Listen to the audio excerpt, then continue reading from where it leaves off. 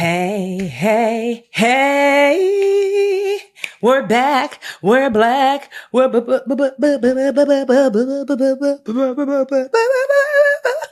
brown. Ambition. Hey, Mandra. Hey, you were giving a little Looney Tunes flavor today. I was like, as a 90s baby, I'm here for it.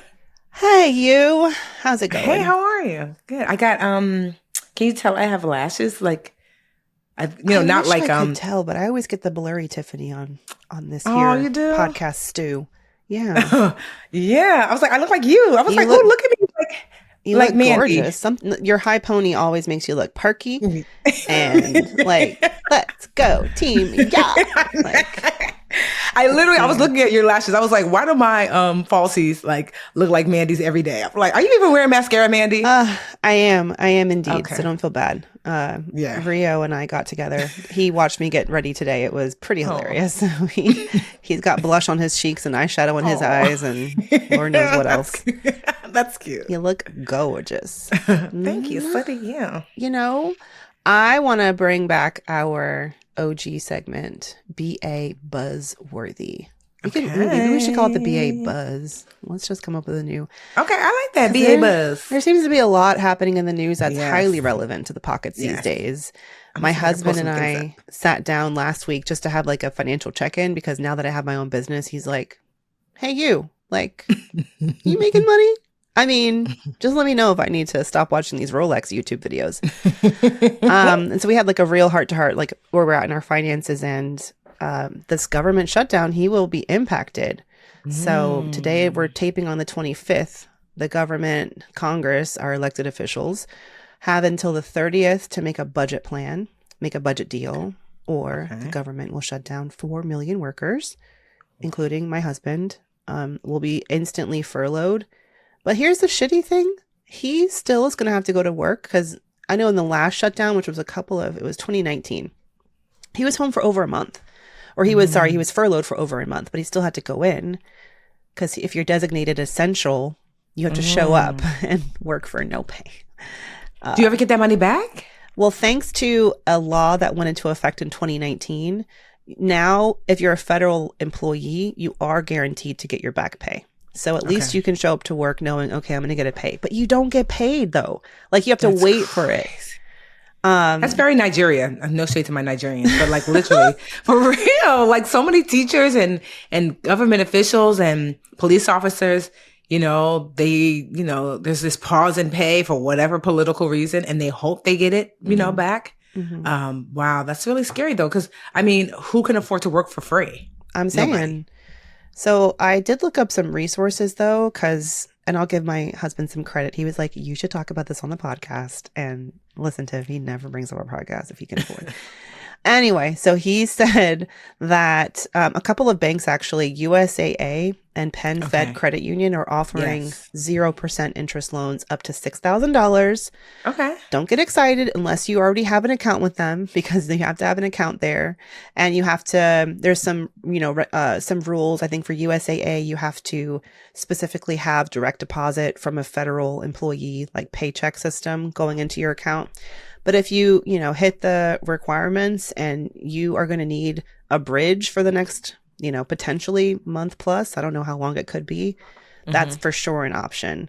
But then I wanted to, and also banks, like if you, for example, if you're worried about having late payments on your credit cards, you need to not make your credit card payment, which I think we've talked about in the past. Sometimes when it comes to times like these, keep food on the table, you know, let the light bill go, whatever you have to do. But at least call your, whether it's utilities, your creditors, the subscriptions that you have, and ask them if they have any sort of like, they're going to waive late fees or waive interest payments, or, waive maybe the bill for the month potentially. I think it's worth asking. I feel like there's been so many pauses, like, with the was it the writer's strike? Writers and the actors strike. Yep. Yeah. But I think I just read on Cheska Lee, Francesca, I can't remember her last name, that they've come to a tentative agreement that, you know, she said that they are fairly pleased with. So that's great. Cause it's been like 3 months or something? It's been the entire summer, you know, like these studios, and we're heading into fall. This is when all the new shows should be coming back. And these studios are sweating. And I'm down for, listen, did we miss some content this summer? And did some projects get postponed maybe indefinitely and screwed over because of the strike? Yeah. Yes. But the power of the force of a union is on full display here for these workers to go on strike. And to have been so widely supported across the, you know, they done made Drew Barrymore re-cancel her show. Well, she was like, I think, and you know, Drew's so sweet. She's like, I think like I can do this in a way where we're all happy. And they were like, yeah, sis, girl, you tried it. They said she should have just sat down and ate your food. She really wanted everyone to just like come together. And it was like, so I was just kidding. There will be no new episodes. Anyway, but the power. So I was reading kind of like what might be in the agreement. And I know the biggest thing is AI and the threat from AI of like, are you like taking scripts from shows written by writers and downloading it into the AI bot system, and they can create a new script based on this script by Shonda Rhimes for Grey's Anatomy, you know? And then just the fact that when you're, and I'm, you know, we're all in, you know, consuming this content on these streamers, you know, and back in the day when you would have episodes get into reruns and in syndication, you would get tons of, like, people would get royalties, not just the actors, but the grips, people who write, you know, people who work in the background, makeup, hair, that kind of thing. So now with these streamers, there's no such thing as like syndication. It's like, oh, you're on a streamer now. So the agreement hopefully will have something in there where they can actually make a little bit on the back end, like when their stuff gets picked up by these streamers. But I'm happy for them that it looks like it's working, that it worked. Because even like one of the proposed things that studios wanted to do is like, let's just say you're an extra. They wanted to be able to basically clone your physical, like you're an extra, and they can use you as an extra in anything indefinitely, forever and ever and ever. I'm like, I'm like, do you hear the words that are coming out of your mouth? You know? Yeah. And it's just like, it's just so predatory. I just been finding that a lot lately. Even like, you know, like I discussed, I don't know if it was last week, how I'm making transition in the Budgetnista to not dance so much for $1. And I've been having conversations with different organizations about what partnership might look like. And the thing that always pisses me off the most is when somebody negotiates with me as if I have not run 4 successful companies in the last 15 years and made over $50 million. And I'm just like, do you think I'm stupid? Like there was one organization in particular who, like, I don't particularly care for the pure affiliate method. So for those of you not familiar, when you're an affiliate partner, you say, hey, I love this pair of shoes. And then you share the shoes wherever you share them, email, text, social media, whatever. And when someone clicks on your link, you get a piece of, say, let's say the shoes are $10 and they're going to give you $1. So every time they sell a shoe, you get $1, they get 9. And so on the surface, it seems like, oh, that's fair. It's not.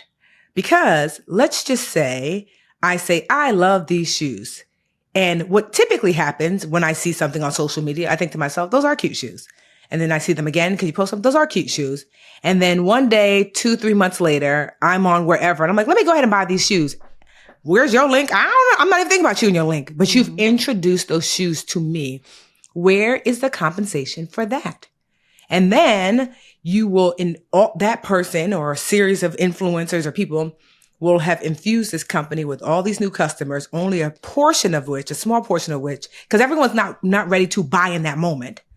A small portion of which will purchase directly from that person's link. But now you've grown your business largely off the backs of these influencers. And then you get to sell it for $100 million, you know, as a bro, and you get to roll in the dough. And I have built many a fintech company without knowing when I first started. I mean, I put 10,000 plus people into apps only to find they were sold for like, you know, tens of millions of dollars. And I'm like, wait. Hold up. Wait a minute. And so now the conversation is like, you want me to send, well, one, the product or service always has to be good. You know, I've never shared a thing that I did not believe in or use or whatever myself. You know, me and Mandy be going back and forth, even with the show. We're like, wait, what? Yeah. You know, we're like, who? Take what? To take what vitamin? No. You know, so we're always very, you know, particular about like here, but just in our personal lives too, like in our personal brands. And so one, that it has to pass that test of like, do I really believe in this thing? And then two, now, it's not for cause some of them, it doesn't really make sense to do this, but especially for these like startups, I'm like, I ask for equity, right? Pay me on back end. And they're like, I'm like, I'm sorry, you want 10,000 dream catchers? So you can then go and raise your past seed round. You could raise A round, B, C. So you could sell it for, and then what, I get $4 a person? No. Then go pick somebody else. I said, because over here, I don't just get people to sign up. We change behaviors over here. And so when I send a dream catcher to a product or service, we teach them how to use it, how not to use it, how to infuse it in their life in a way that's going to be meaningful. You have a lifelong user, and Black women over-index in the consumption of financial education tools. And I only know that because it's a big financial company. The CEO and I became friends, and he shared that. He was like, that women take up 70% of these fintech like tools. 70% of the women, at least for his like $50 million company, were of the people that used the tool were women. And of that 70%, over 50% were Black women. So I was like, so I built your company. He was like, basically. And I was like, yeah, I'm not doing that again. You know, I'm not. And so like, that is it's almost like what I love is that what Mandy and I do are like, same side or different sides of the same coin, like negotiating always for like, what does fair look like? Yeah. And so that's what I'm navigating now. Like, what does fair look like? Like, I'm looking for partnerships. I'm not looking for you to throw me a coin or two, which there's nothing wrong with that. But if you are an influencer and you really drive volume, consider having the equity question. What would that look like? I sent 2,000 people, 10,000 people, or if they're not willing to, you know, pay an equity, maybe it's already a huge company already, increase, like, don't treat me, this is what I at least tell them, don't treat me like somebody off the street. If someone else can sign up for your affiliate program and get $25, I need 50 because I'm not the same. You know, always negotiating more. And now more and more, which I love, is that we're negotiating more on the front end. And even if I don't get equity in the company, I'm getting percentage on the back end. Percentage of like sales? So sometimes it's like this. So, for example, there's a company that we use that I really like for debt consolidation. You know, I'm like, okay, there's only like maybe 2 or 3 that I really like that I have, that I sent my sisters to, they had good experiences. And I'm like, okay.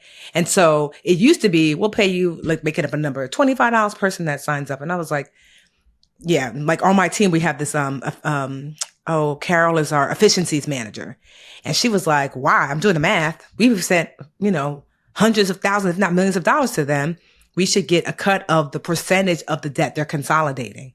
And so we've now negotiated that, like, I think it was like 1.5 or 2%. It like, I don't even know what past quadrupled is, like the income that we make, you know? So we get per person, you see what I mean? Or and if so you're it's like promoting like a savings account. Yes. A percentage of the assets. Yes, being saved. Because deposited. You're making a percentage of the assets being deposited. Say it again. Yes, they are. I mean, absolutely. You know, and then sometimes they're like, "Oh no, Tiffany." I'm like, "Okay, go find somebody else. Go pick somebody else. We're busy over here." Yeah. Because here's the thing: when you have this is why if you're an influencer, consider creating your own products or services, like Mandy has, like I have. Because Mandy, certainly, I know you make money from like partnerships and things, but you have your own Mandy money makers. You have your own product and service. Because if not, you become basically a slave to whatever deal someone is going to give you. Because I can decide, right? I'm sure, Mandy, you've had to decide, do I put my energy, why should I give my energy to you for $4 a person when I can have someone sign up for the Literature Academy and keep the full $30 a month for myself per person? So I can only make so many asks of my audience. And so these are some of the things the shifts that are happening in business. And, you know, as we get smarter, as we just like, start to shift and transition, these are some of the conversations that are coming up. And, you know, these companies, they get uncomfortable when a sister be like, not too much on not trying to pay me. Not just so grateful. Oh my gosh. I think I've just had the benefit of watching you grow your business as well. But when I approached Mandy Money Makers when I launched a couple of years ago, I always knew, of course, that's a nice thing to have as an influencer. You have brands that come to you because you've built your audience and they want to leverage it. And it can be, financially lucrative. But for me, I'd never wanted to be just going after those little, this brand deal, that brand deal, a few $1,000 there, and even though I was paid like over $30K just to do an Instagram live one time, I was excited that was a good one. I negotiate that with your help. Thanks, Tiff. More. But hey, when you want me to agree to not go with anyone else for months, like to not go with any of your competitors for months, then yeah, can I get some income? Anyway, so yeah, I just, those are my fun, like little surprise nuggets, like, oh, put this in the fund for the, for what? For taxes, for taxes, like for my dream house. It's coming. But yeah, so, but beyond that, you're right. Having your own products, and also I'm genuinely creating things that I want to fill a need that are useful to people. So, how did we get on this whole the Writers Guild and all that? Yes.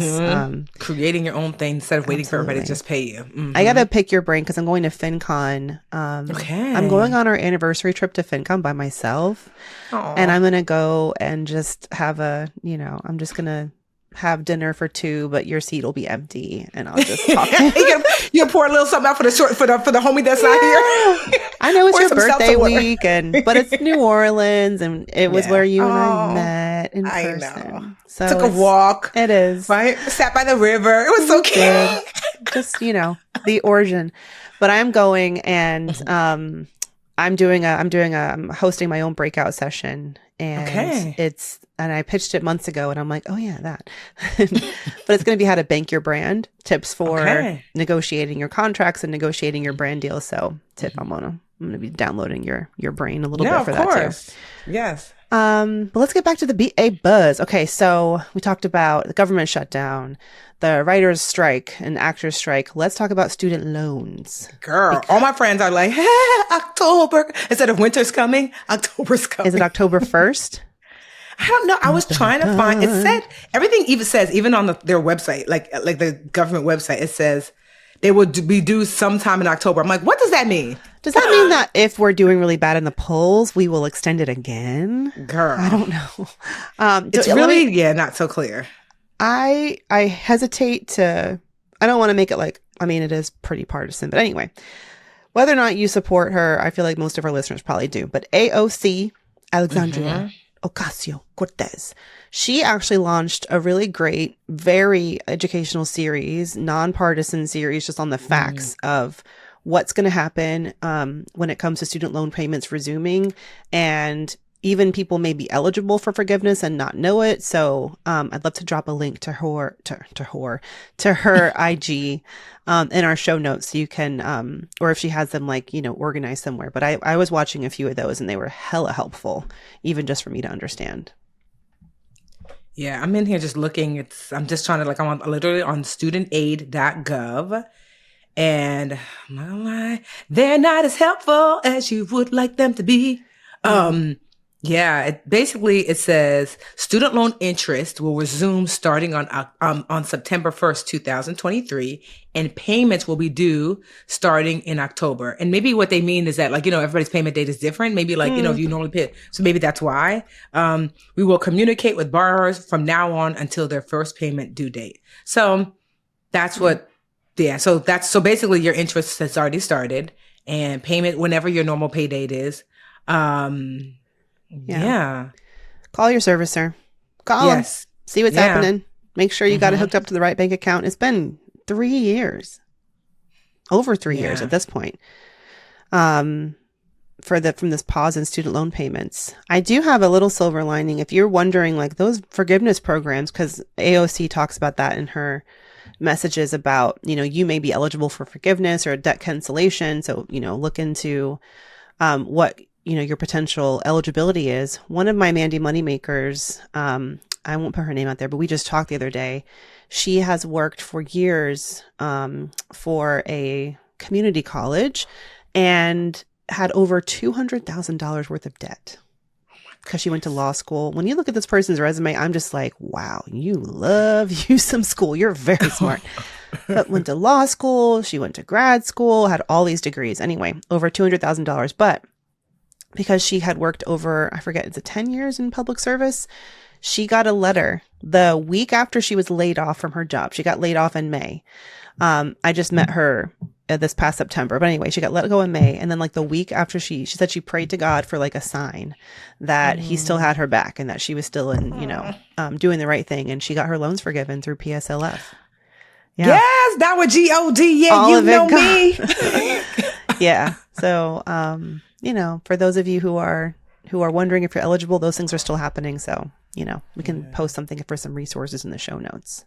Yes. And also don't forget to apply for things like income-based repayment. Mm-hmm. That, if your income has changed, because, when all this came to effect, this was during COVID, that was a few years ago. Also, you might have had a child, maybe you have a little COVID baby, when you was home, getting it in, and like you have a baby now, that can also affect what your income is, because it's not just your income. They also look at family size when calculating what your income is.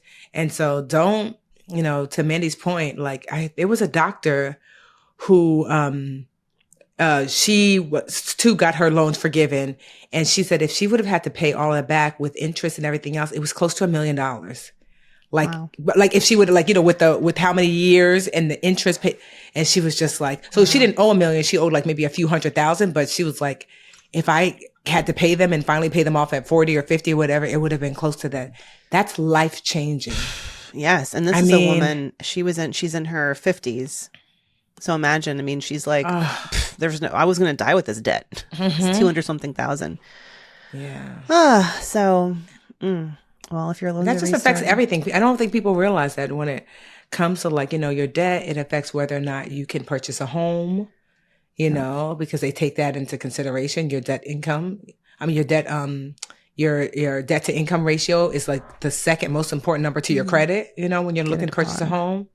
Getting a car, it affects your credit overall. Like I know one of my mentees, she's an attorney, but right before she got her first job, she was so scared because her credit wasn't good. And they told her that they factored in credit, Yeah, some employers can do that. And in some states.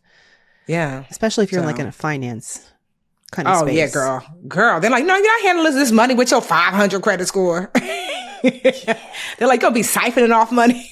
So make sure you get your credit. Who's not worried about student debt is Koko Goff. Did you see that interview she gave? First of all, I love it for her that she didn't even know how to say the word debt. She's like, I don't have debts. She pronounced it with a B. She was like, I'm so unfamiliar with this word. I can't even pronounce it. She's like, I'm 19. I'm like, girl, 19-year-olds have debts too. Yeah. And she was like, thankfully my parents, so for those of you who don't know, Koko, after obviously she won, the US Open, right? US Open. Mm-hmm. And she was on live, just talking to the people. And, when you win her prize money just for that particular, tournament is $3 million. Mm-hmm. And she was live and someone said, what are you going to do with your $3 million? Are you going to pay down some debt? And she was like, debts?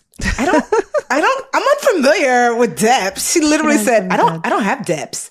And she was just like, but I love that for her because, that one, her parents have been able to, we see the 3 million, but Koko has made, I think I read someplace like something like $18 million this year, just endorsements and things like that. So, that's one thing. And I love the fact she's like, I still live at home with my parents. I said, yes. Yeah. Yes, parents, keep her close. But even if you do want to go to college, and I'm not saying that you need to, because hey, the PR campaign, they need a PR team, the whole 4-year college degree people. But anyway, because the messaging is that it's maybe not worth it as much as people want you to believe. But if you know a sport, if you know a sport or you play an instrument, that can really pay your way through college. And I think I'm realizing that now that I have a kid and I think about. I'm listening to how you can get college tuition paid for if you have a sport. A real sport, not the Hollywood actors who, bribe people to say that their child is a professional rower or lacrosse player, whatever. I'm like, Rio, what will your sport be? Is Lego building a sport? I play tennis, honestly. My sister Lisa got a full scholarship to Temple with a tennis scholarship because she was number one in the state in doubles when she played. And then she decided after freshman year, I don't like it. So she dropped the team. And just dropped her scholarship? I was like, those are combined. She's like, well, won't daddy just pay for it? I'm like, oh my God. Oh God. I know. So Start pulling your weight. You know what I'm saying? I mean, we all just had to sit down, and my dad was considering it, and we all said, no, you bring your ass back home. She's like, I don't understand. I was like, listen, you can't quit the thing. I didn't like the coach. I was like, well, then you must, like, she loved Philly. And that's what she went to Temple. Well, this is the baby Lisa. Yeah, this is baby Lisa. She tried it. I know. Y'all knew she too did. much at that point. You were already the budgetista by then. Girl, I was like, well, then your behind is coming home. And she did. And she went to Rutgers. And she really was like mad at us for a while because we told our dad, no, do not pay out of pocket. Because that doesn't make sense. You're going to pay out of pocket. You're going to have to pay out of pocket anyway. But at least let it be in state because we live in New Jersey. Amen. You know, so she had to come home. I was like, you big dummy. You could have been in Philly living it up with all the neo soul life. And you're back home in this strict household where you can't do nothing. Philly's not so that she far learned her from lesson. Jersey. What'd you say? Philly's not that far from Jersey. Well, yeah. Well, I guess because, it's one thing she lived on campus because when she had to go to Rutgers, she lived home. Right. Yeah. And plus, too, like, Lisa had to learn. And she did. But I was so shocked that my dad was like, I guess I'll pay. We were like, no. Are you crazy? No. She was so nonchalant. I remember my dad was like, do you see this bill? Her first credit card bill, $400 at CVS. At CVS? Yo, I said, Lisa, what could you possibly, what did she buy? I was like, because you know how I'm sure there are things you can buy at the supermarket way cheaper, but Lisa was like, girl, why should I be worrying about things like that? She was like, pay $8 for a toothbrush? I mean, yo, Lisa was something else. Raising that girl was something. By then, my parents were so tired, so it was on us. Yes. We was just like, get over here. Even now, I'm still raising her at 34. Her big age. Oh, man. All right. Any more buzzy BA buzz material for me? I can't think. I always this is just, this was out like a while ago, but I just recently, what's his name? He's married to Gabrielle Union, Dwayne Wade. Yeah. Okay. Had this interview where, I don't know, it's not really about him, but it kind of sparked back up for me when we learned. Do you remember when Gabrielle Union said that she and Dwayne split the bills 50-50? Yeah. Yeah. Did we talk about that? Possibly. Okay. I was going to say, what do you think about that? Because he's significantly wealthier than her, 300 million or something like that, his net worth. Really? And she's 30 million. Okay. Yeah, she's 30 million. So, no, I mean, it's wealth on wealth, but it's a huge difference to split 50-50. And it was because I think one day Dwayne said something about my house and my this, my that. And she's like, we're going to stop all that my stuff. We going 50-50. Yes. But I'm like, yeah. I hate that. I do hate that for her. I think when relationships with disparate income, I think that you want to believe, okay, this is for us. It's all for us until the other person wants to do something that's out of alignment with your values. Yeah. And I speak from experience until the other person decides they want things like a Tesla and $3,000 custom suits, and or Denali. In the case of Jarrell Drake Smith, a Denali. Is that the big old truck thing? Big old nasty truck. Because he was 6'6". And I used to be like, people when you come home from this trip, it's gonna be there's gonna be a Denali. I'm like, they're dead. Yeah. That is when it becomes real hard, and that's when you want to pull that whole card. Well, who gonna pay for it? I know. My therapist says that's not okay to do that. It's not okay. It's okay. And other people. But yeah, I think in that case, the story about you and Jarrell that you shared multiple times is how he, you wanted to keep your lifestyle a certain level so that he could always, contribute and all of that. Yeah. And I think that that's great, but I also feel I would never want someone to be able to tell me no. So that's why I'm always going to have mine. Yeah. Always. And 50-50 is so literal. I doubt they're sitting down and he's like, their mortgage is probably $30,000. I don't know. Yeah. Where's your $15,005? I doubt that. But knowing that if we're going to do something, we're going to do it together and we both need to be on the same page about it. That's the hard stuff as a couple. Yeah. And just navigating that, I think it was a little easier, and maybe for you too, because when you and Enrique got together, were you kind of making the same financially, or? Oh goodness, I don't know what he was making. I know I was maybe at like 50K. I think I was making a little bit more, but he was very early in his government days. Yeah. He might have still worked in the mailroom then. I don't know. He's worked his way up. Because I'm trying to think, well, obviously y'all know when I met Jarrell, I was a preschool teacher. He was a maintenance man. So we was neck and neck, basically. I was making 39. Oh, that's true. Mm-hmm. And then like, we stopped seeing each other. And then when we started to date a little bit when I was in my early 30s, I think I was like 29, 30, I was making nothing because I had just started the Budgetnista and I was basically on unemployment. And, he was well into working for housing and I don't know, maybe he was making 40 or 50. I don't even know. And then at 34, we started dating. Like for real, I was making 6 figures in gross in business, but probably taking home about 50 or 60. So we were kind of neck and neck, at that time when I actually moved in with him. I was 34.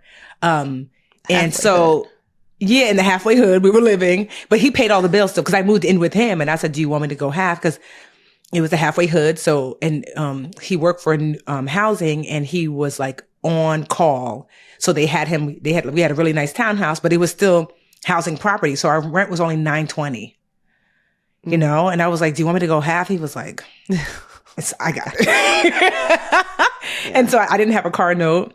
He did. So he could continue to pay his own bills. And so he just basically took care of all the bills, what he was already taking care of when I moved in. Mm-hmm. And then it allowed me, without having to worry about bills, to really grow the Budgetnista. And within 2 years of living there, went from 6 figures annually to 7 figures. Not me take home, but at the business. So now I'm making 6 figures take home and then more.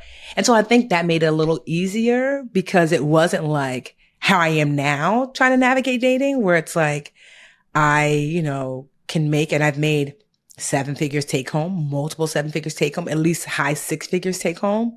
And it's not like whoever I date now, we've built this together. Yeah. So with Jarrell, because people are like, oh, how'd you make it work? I'm like, yeah, but you have to understand, he met me preschool teacher Tiffany. I never ever once felt like he's only here. Why? Because when I was a preschool teacher, he was like, one day she's going to randomly start a financial business. Get on the ground floor. Exactly. So that was easier. And so, but now it is kind of like challenging because certainly, there are guys that I've gone out with who, make way, way, way less. And, like there are a couple guys I've dated that make more. And so, and I'm still navigating like where the line is for me, because I haven't had to navigate that because like I didn't care with Jarrell. I'm like, whatever, I built this essentially because you've been here to support me. And then we just navigated accordingly. And by the time it really blew up, I was able to say, okay, you could continue to pay the bills. I will save and invest for us. And that's what I did, but with somebody who doesn't contribute to my household, it's like, I don't know what the girlies who make like really good money when they're in the dating like space, because I think I read a statistic that said, because I prefer Black men, that like less than 8% of Black men make over $100,000 a year. And so it's like less than 8%. Well, the thing is like, I feel it's very different. You're just in such a hugely different phase. There's no way, even if you met Superman today, that you probably would have approached it the same. Yes. No, I wouldn't. Yeah. No one's ever going to be able to go back with you in your, late 20s, early 30s, building your business and Jarrell. Y'all, when you were in that mindset where you didn't know things were going and like, you're never going to operate from that space again. I kind of feel like, and how soon would it even be? I know that you're dating, but I feel like you're really far away from living with someone. Partnership. Yeah. Well, I don't think I'm to split bills. Yes. I don't know that I guess you never know, but I guess I'm just thinking, because even as you're dating, I feel like you want to be mindful, like this could possibly, especially at this age, it'd be one thing if I was 21. To be candid, the guys who are dating now are not dating casually. That's not what I found. They're dating with the intention of like, if not marriage, like deep partnership. And so I'm kind of like, well, how does that look? Because it's not me. You know me. I'm in my Target's best always. Like this, little Amazon outfit. So it's not even that. It's just if I'm gonna go on a nice vacation, I'll allow my Amex points because I'm still a bunch of these things. I'm still flying business and still staying in a nice hotel. And I'm like, who paying for you? Oh, like, should you pay for them or not? Oh. Yeah, well, I mean, or not. Or not. But meaning like, what does that, as Or those change types of your expectation for vacation so that they can equally contribute.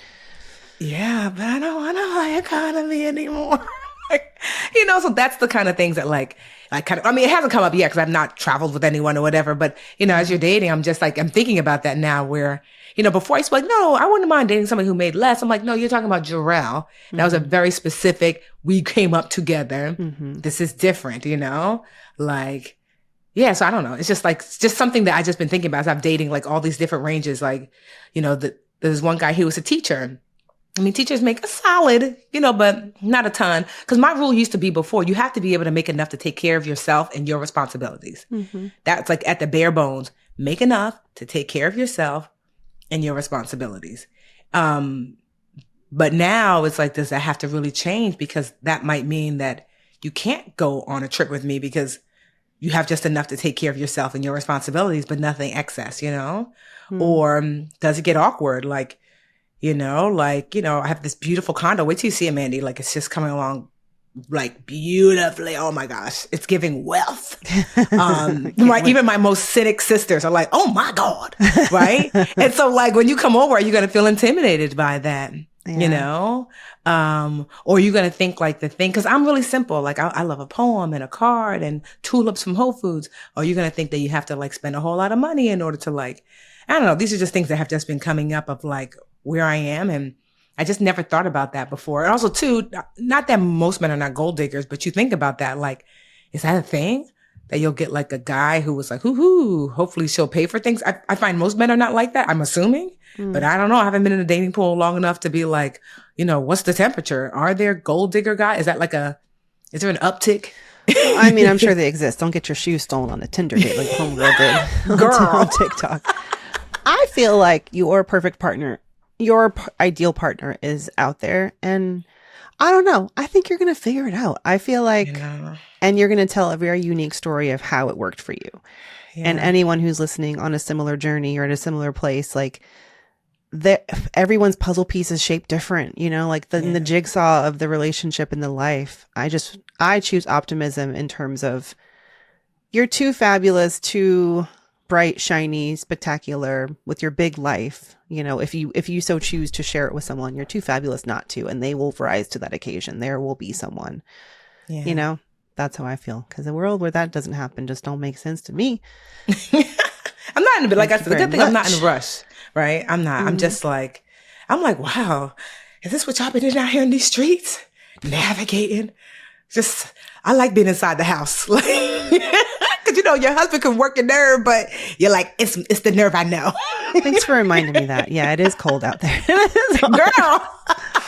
Plus, I'd be dating with kids, so it's cute when you're a guy, but when you're a woman, I don't think you put that in your profile. Oh, goodness. Yeah. It's always crazy to me when I see guys. I'm like, oh, my baby's 6 months. I'm like, oh, sir, you're busy. Yeah. Like, I need you to focus. Focus. All right, fam. Yes. We're going to take a break. Let's take a quick break. And as a reminder, please share, like, follow, subscribe to the BA podcast, and tell a friend to tell a friend. Our show can only grow if you guys continue to share and let others know about us. So tag us, text your friend a link to the show, go to apple.com/brownambition and hit follow. Leave us a review. Thank you. If you got a really nice brother, hit me in the DM. No, I'm just joking. Kidding, kind of. Get into review? Okay. No, kidding, kind of. Tiff, I don't think you want all of that, okay? I'm just joking, kind of. Okay. All right, we'll be back in a moment. And we're back for the... Wait, no. And now it's time... Wait, no. Damn it, why can't I remember? Booster break. Yes. Booster and break. Now it's time to booster break. Booster break. Are you gonna boost? Are you gonna break? What you gonna do? What you gonna take? Mandy, are you gonna boost or break? You wanna go first, second? Mine is like a light boost. Oh, I'm gonna boost because I was just listening to an interview with Leslie Jone of SNL, Ghostbusters comedic fame. And I didn't really know too much about her backstory, but her memoir, Leslie Effin Jones, I can say it. I was listening to her on NPR, so she had to keep saying effing, but it's Leslie fucking Jones, has her new memoir coming out. And I just thought her interview was so great. And she's so, she tells a story about how both of her parents passed away within 6 months of each other. And because they didn't have life insurance, she worked a gig during her father's funeral so that she could pay for it. Oh my God. Like in Amsterdam or something like that. But I just think, and talk about a story of your journey is on your own timeline, because she didn't really hit it big till she was in her 40s, Yeah. And she's in her 50s now, and on top of being hilarious, I just think it's a great story, and she's fabulous. And there's one quote that has continued to stick with me and it's a quote that she took from, God dang, who was that comedian? Cat Williams. He told her apparently when she was like, building her career in stand up, he said, stop working from a place of desperation and you'll get bigger gigs. And she's like, what do you mean? I'm desperate. I'm broke as a joke. I am desperate. He's like, no, but you're making decisions out of desperation, saying yes to things that are not worthy of you, saying yes to things that are small. And I just love that quote. And it reminded me why, like, when I got back from maternity leave, I had a couple of speaking engagements that were, I don't know, like they were fine, but I'm in this like very intense reaping period. We talked about that before. I'm reaping. I'm writing my book. I'm trying to be really, really particular about what I do. And I said no. And I was like, but that's thousands and thousands of dollars that you're just going to say no to. Yeah, and I was ashamed, not ashamed, but I was scared to, like, I didn't want to tell my husband about it because he would have been like, what do you mean? But I just said, I'm going to save space for a bigger and better. I'm going to save space for the thing that I can't say no to. And if I say yes to these things that I can say no to, I'm giving up what limited extra energy I have. And within a couple of weeks, an incredible opportunity came my way. I get to partner with a former partner of mine, or, one I haven't worked with in a while. That is not just more money, but so much better aligned. Like when I read the email, I was like, I'm grinning from ear to ear. I want to do this thing, like I would love to do this. So I love that. Yeah. So thank you to Cat Williams and Leslie Jones for making me think about that. But yeah, check out her memoir, and I'm for sure going to get the audiobook because it's going to be hilarious. Oh my God. Actually, that's a really good idea because some audiobooks you just have to listen to. I'm going to boost as well. I know we haven't broken in a while, but I'm like, whatever. I'm going to boost, yes. So you can't tell now because, I beat my face slightly, but I don't know. I've just broken out the last couple of weeks and my face was like, and, especially as a brown skin girl, you break out, then all of a sudden you have spots that because we have more melanin, like the spots are darker and last forever. Hyperpigmentation. And I just was literally, so maybe this is a boosty breaky. I was really frustrated because, so much, like I literally was like, oh, I've heard of all of these like, great, tools and things that you can use, like skincare things for your skin. So actually I went to Sephora today and was looking at this company called Ola Henderson, anyway, they have this brightening stick and every shade was tan, tanner, orangey tan, brownie tan. I was like, and I remember the woman, bless her heart, I was like, is there a clear? I wasn't even looking for brown. Yeah. And she was like, no, I think it all comes in one color. I'm like, no, it doesn't. And then so there was this orangey one and I swatched it on my arm and she was like, maybe if you blend it in. I'm like, no, and I shouldn't have to. And I was really frustrated. I was like, are there no products for like hyperpigmentation and dark spots for like black skin? So as I stood in the Sephora, I Googled best products for black skin and hyperpigmentation. Hyperpigmentation is like, just like darkness on dark skin, basically. And I found this brand and it seemed too good to be true. It was like, they had all the things and I was like, it's called Koko Rose. And I was like, this seems too good to be true. And I'm like, the reason why it's too good to be true is because I had no idea it was made by a black woman. because all of the things that I was having issue with, I'm like, how does this person know? How do they know black skin so well? And I was like, oh my gosh. So, I am so excited because literally I just ordered today. So the founder of Koko Rose Beauty, her name is Charlo Coco Green. She developed what they call like a K-beauty brand, which is, Korean beauty. And so it's not only backed by science, because Korean beauty brands are known to be backed by science, but created specifically for Korean beauty, obviously, is for Korean people and they have specific skin issues. But she's made something specifically for black and brown women.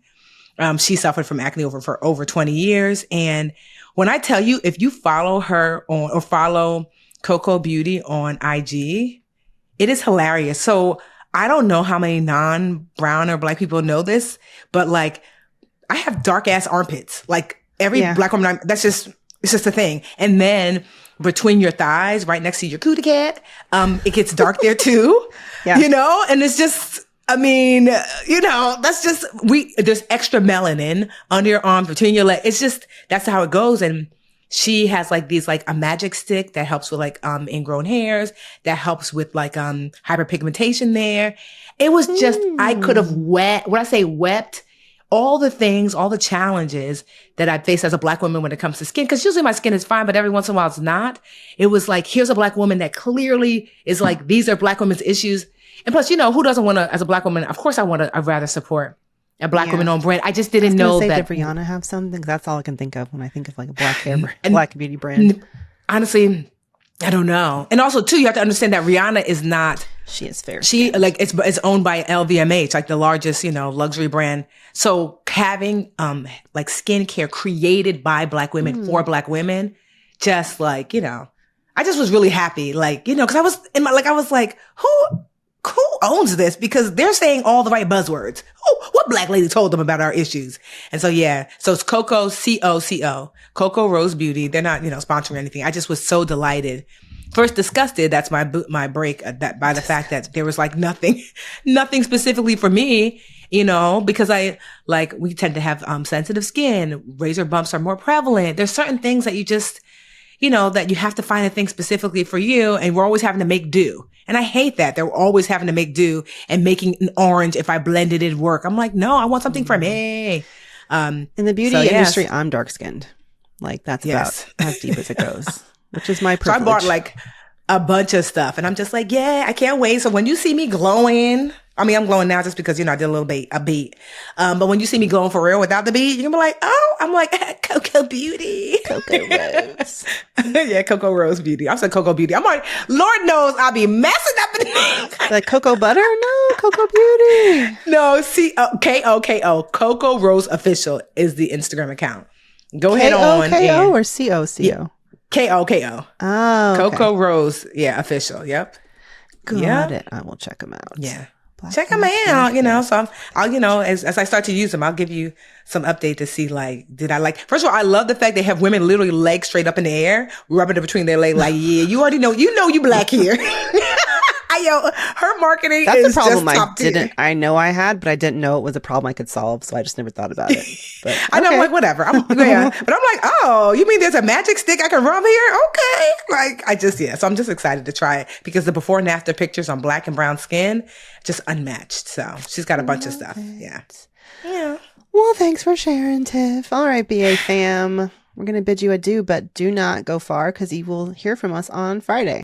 All right. Yes. Download the BA Q&A episode. And don't forget, share this episode, like, subscribe, go to apple.com/brownambition and make sure that you follow us and share with a friend. Okay. And while you're there, leave us a review. Well, it's not too much to ask, right? I mean, come on. That's great content. Just throw us some bones. Okay. And maybe we'll review. Maybe we should start reviewing, like, read our favorite review. Like at the end or right before Boosty break, you know, just so we can shout out people who let's do one right now. Why not? Okay, do one. Yeah, pick one. I'm gonna do one right now because I actually get little I get little emails with our rankings, and they usually feature the newest review. Okay. All right. Tarak 4500 said, wherever you are in your financial journey, you can definitely get some gems out of this podcast. That was the most recent.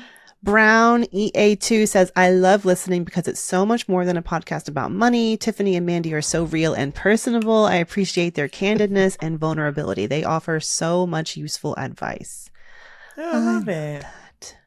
I can keep going, but those were just top 2. Ooh, leave us a review. We might shout you out. That would be amazing. All right, y'all. Until Friday. Bye. Bye.